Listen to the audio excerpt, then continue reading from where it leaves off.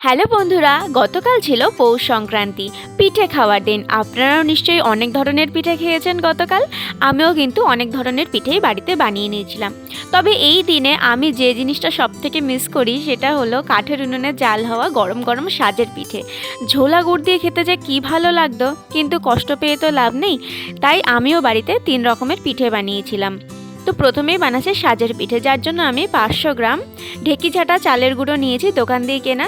তার মধ্যে আমি অ্যাড করছি 1 কাপ পরিমাণে সুজি, যেটা আমি মিক্সিতে ভালো করে গুঁড়ো করে নিয়েছিলাম। সুজিটা দিলে কিন্তু পিঠেটা ভীষণ নরম হয়। এরপরে আমি সামান্য নুন আর চিনি দিয়েছিলাম। চিনিটা আমি এখানে দেখাতে ভুলে গেছি, সরি তার জন্য।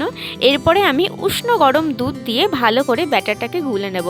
আর এই ব্যাটারের মধ্যে আপনারা চিনির বদলে সামান্য গুঁড়ো ব্যবহার করতে পারেন, তাতে একটু লালচে ধরনের রঙটা আসবে। আর আপনারা দেখতেই পাচ্ছেন আমি এখানে অল্প অল্প পরিমাণ দুধ অ্যাড করছি আর ভালো করে এটাকে মিক্স করে নিচ্ছি। এইবার এই ব্যাটারটাকে আমি 15 মিনিটের জন্য ঢাকা দিয়ে ভালো করে রেখে দেব। এরপর আমি গ্যাসে বসিয়ে দিলাম কড়াই, যার মধ্যে আমি এখন নারকেলের পুরটা বানাবো। যার জন্য আমি 2খানা নারকেল নিয়েছি। আসলে আমার ইচ্ছা ছিল একটু কুলি পিঠেও বানানোর, তাই একটু বেশি করেই নারকেলটা নিয়েছি, বেশি করে একটু পুর বানিয়ে রাখবো। তো প্রথমে আমি এর মধ্যে খেজুরের গুড় দিচ্ছি। আপনারা চাইলে খেজুরের গুড় আর চিনি দুটোই দিতে পারেন, আমি শুধুমাত্র খেজুরের গুড়েই করছি। এই দিনটায় জানেন তো আমাদের বাড়িতে প্রত্যেকটা ঘরে 3টে পরিবার ছিল, তো 3টে পরিবারে প্রত্যেকটা ঘরে প্রায় 5-6 কেজি করে চাল ভেজানো হতো। আর সেই সারাদিন ধরে সেই চাল হামনদিস্তায় কোটা, তারপরে শিলনোড়ায় বাটা, সেগুলোকে ঝাড়া, একদম মিহি চালের গুঁড়ো বের করা, তারপরে যে গরম গরম পিঠে হতো তার যা স্বাদ ছিল, এখনকার এই দোকানের চালের গুঁড়োতে আমার মনে হয় না সেই স্বাদটা আর পাওয়া যায়। আর সেই রকম দিনের মজাটাও নিশ্চয়ই এখন আরও ফিকে হয়ে এসেছে। তবু এটা আমাদের বাঙালিদের ট্র্যাডিশন, আর ট্র্যাডিশনটা ধরে রাখাই উচিত, তাই না? তো চলুন, আমার নারকেলের পাকটা প্রায় মজে এসেছিল। তারপরে আমি এর মধ্যে দিয়ে দিয়েছিলাম 50 গ্রাম মতন খোয়া ক্ষীর। এবার একটু ভালো করে মিক্স করে নিয়ে আমি এর মধ্যে সামান্য দুধ অ্যাড করছি। এবার আরেকটু নাড়াচাড়া করে নেব দুধটা দিয়ে। আর আপনারা যদি এরকম দুধ বা খোয়া না দিতে চান তাহলে না দিতেই পারেন। শুধুমাত্র নারকেল আর খেজুরের গুড় দিয়ে যে পুরটা তৈরি হয় সেটাও কিন্তু খেতে খুবই ভালো লাগে। আমার নারকেলের পুরটা প্রায় রেডি হয়ে গেছে। এইবারে এর মধ্যে আমি দিয়ে দিচ্ছি এলাচের দানার গুঁড়ো, যেটাতে একটা সুন্দর গন্ধ বেরোবে। ব্যাস, আর কিছুক্ষণ নাড়াচাড়া করেই এটাকে নামিয়ে দিলে চলবে। তবে এতে খেয়াল রাখতে হবে যে পাকটা যেন খুব কড়া পাক না হয়ে যায়, একটু মাখা মাখা যেন থাকে, নালে কিন্তু নাড়ুর মতন শক্ত হয়ে যাবে। এরপরে এটাকে নামিয়ে একটু ঠান্ডা করে নিতে হবে। চলুন এটা নামিয়ে রাখি। এইবারে গ্যাসের মধ্যে বসিয়ে দিই আর একটা ফ্রাইং প্যান, যাতে এবার পাটিসাপটাটা ভাজা হবে। তো আমি একটু বাটিতে সাদা তেল আর একটা বেগুনের ডাঁটি নিয়ে নিয়েছিলাম। আমার ঠাকুমাকে দেখতাম এই বেগুনের ডাঁটি দিয়ে তেল মাখাতে। তো চলুন, আর ব্যাটারটা দেখুন আমি এই রকম পাতলা করে নিয়েছি। আমি কিন্তু এখানে 1 ফোঁটাও জল মেশাইনি, দুধ দিয়েই পুরো ব্যাটারটা করা হয়েছে। এইবার বেগুনের ডাঁটিটা দিয়ে সাদা তেলটাকে ফ্রাইং প্যানের মধ্যে লাগিয়ে নিলাম, আর এর মধ্যে দিয়ে দিলাম ডাব্বু হাতার 1 হাতা ব্যাটার। তো ভালো করে এবার আমি এইভাবে ব্যাটারটাকে ছড়িয়ে নিচ্ছি। এইবারে ভিতরটা কাঁচা থাকা অবস্থাতেই আমি এর মধ্যে নারকেলের যে পুরটা আছে সেটা দিয়ে দিচ্ছি। ব্যাস, তারপরেই খুন্তি দিয়ে সুন্দর করে ফোল্ড করে নিলেই তৈরি হয়ে যাবে পাটিসাপটা পিঠে। আগেকার দিনে কিন্তু এরকম ননস্টিকের প্যান ছিল না, তা দেখতাম ঠাকুমা জেঠিদের ওই এমনি রান্নার কড়াইতে বা চাটুতেই কি সুন্দর পাটিসাপটা পিঠে তুলে দিচ্ছে। আগের বার কিন্তু আমিও ট্রাই করতে গেছিলাম, কিন্তু এমনি কড়াইতে ওঠেনি। তাই আমাদের জন্য এই ননস্টিকের প্যানই শ্রেয়। আর এইভাবেই একে একে পাটিসাপটার পিঠেগুলো বানিয়ে নিলাম।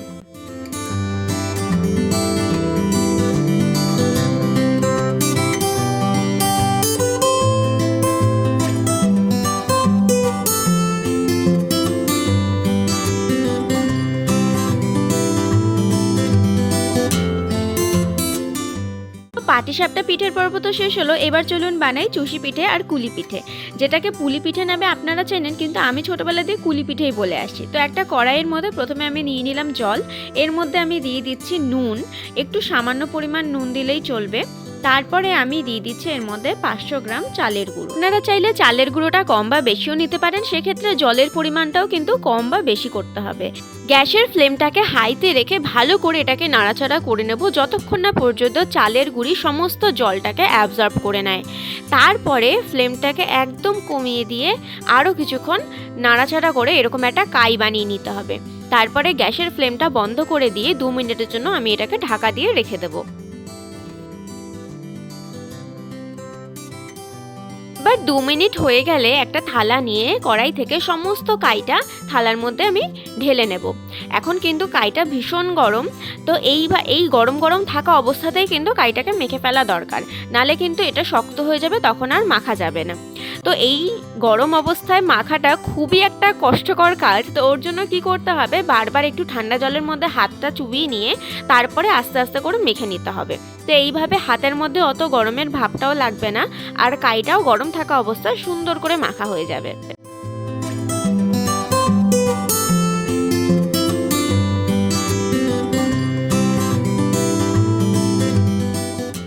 আর এই যে দেখুন, বেশ সুন্দর একটা ডো বানিয়ে নিয়েছি।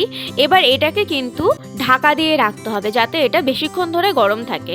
তো আমি এটাকে ঢাকা দিয়ে সাইডে সরিয়ে নিচ্ছি। এবার এখান দিয়ে আমি প্রথমে চুষি পিঠের জন্য চুষি কেটে নেব। তো আমি প্রথমে একটা শিল নিয়েছি, শিলের উপরে একটু চালের গুঁড়ি ছড়িয়ে নিলাম। মেখে রাখা গরম মণ্ডটা থেকে অল্প অল্প করে লেচি কেটে নেব, আর তার সাহায্যে চুষি কেটে নিতে হবে। তো এটা কিন্তু একটা আর্ট। আমার ঠাকুমাকে দেখতাম বেশ সুন্দর চুষি কাটতে পারতো, একদম সরু সরু ঝিরিঝিরি ধানের শীষ যেরকম হয় ঠিক সেরকম। তা আমি তো অতটা পারি না, তবে আমি যেটুকু পারি সেটুকু দিয়েই আজকে আপনাদের দেখানোর চেষ্টা করব। তো প্রথমে 2 হাতের সাহায্যে এরকমভাবে একটু লম্বা লম্বা করে সরু সরু স্ট্রিং বের করে নিতে হবে, তারপরে সেগুলো দিয়ে চষি কাটা হবে।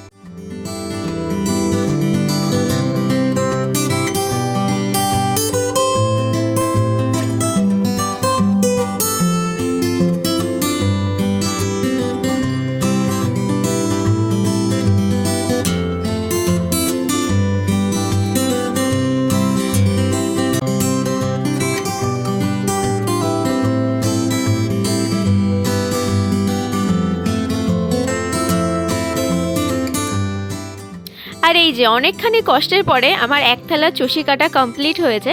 তো এইগুলোকে দুধে দেবো। আর আমি বানিয়েছিলাম কুলি পিঠে। তো কুলি পিঠেটা যখন আমি বানাচ্ছিলাম তখন আর কি ভিডিওটা আমি পজ করে রেখেছিলাম ভুল করে। তো আমি তো ভাবছি ভিডিও চলছে, এদিকে ভিডিও ছিল বন্ধ, যার জন্য কুলি পিঠেটা আমি ঠিক আপনাদের সাথে শেয়ার করতে পারলাম না।